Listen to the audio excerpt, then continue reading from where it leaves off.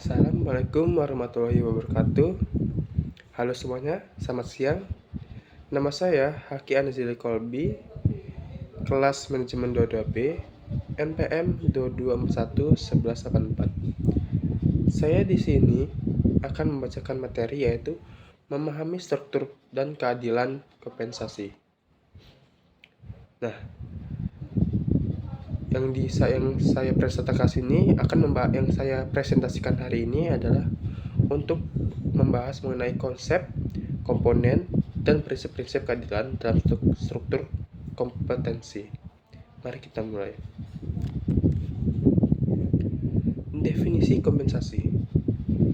Kompensasi merujuk pada semua bentuk imbalan yang diberikan kepada karyawan sebagai hasil dari kontribusi mereka dalam organisasi.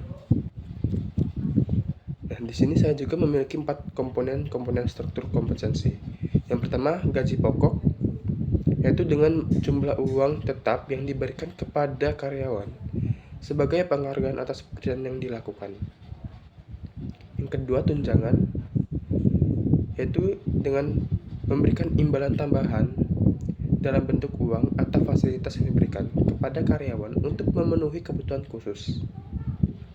Yang ketiga, bonus, yaitu pendapatan tambahan yang diberikan kepada karyawan sebagai hasil dari pencapaian target atau kinerja yang luar biasa. Yang keempat, insentif, yaitu pendapatan atau manfaat yang diberikan kepada karyawan untuk mendorong perilaku tertentu atau mencapai tujuan organisasi. Nah, di sini juga saya memiliki 3 metode dalam penetapan kompensasi. Yang pertama, berdasarkan posisi. Penentuan gaji dan tunjangan berdasarkan struktur jabatan dan tanggung jawab yang melekat pada posisi tersebut. Yang kedua, berdasarkan keahlian. Penentuan gaji berdasarkan tingkat keahlian dan kemampuan karyawan dalam melaksanakan pekerjaan yang spesifik.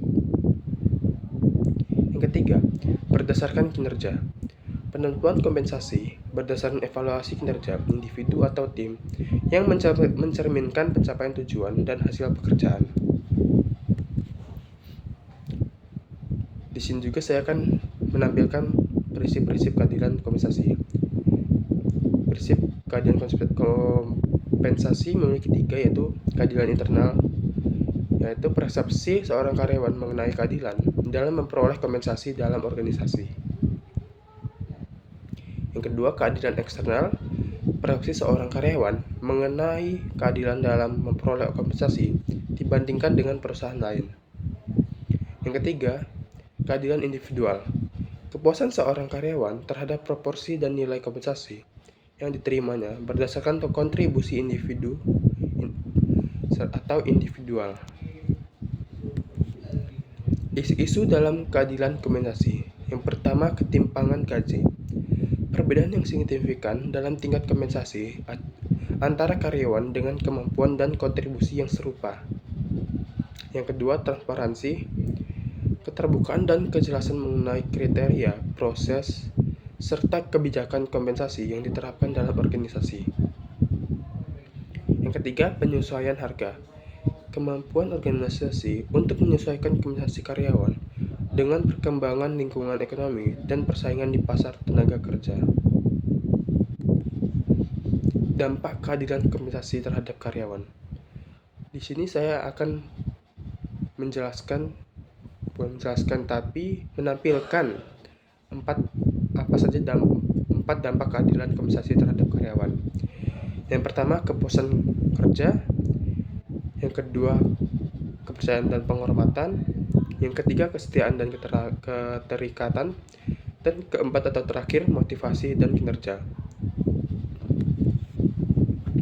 Kesimpulan dan rekomendasi, yaitu yang pertama, perhatikan keadilan dalam kompensasi untuk menjaga kepuasan dan keterikatan karyawan. Yang kedua, terapkan transparansi dan komunikasi yang jelas mengenai kebijakan kompensasi agar karyawan merasa diperlukan secara adil. Ketiga, perhatikan juga kondisi ekonomi dan persaingan di pasar tenaga kerja dalam menentukan tingkat kompensasi yang kompetitif. Itu saja materi dari saya atau presentasinya. Maaf apabila ada kata-kata yang tidak dimengerti atau kasar. Wassalamualaikum warahmatullahi wabarakatuh. Terima kasih.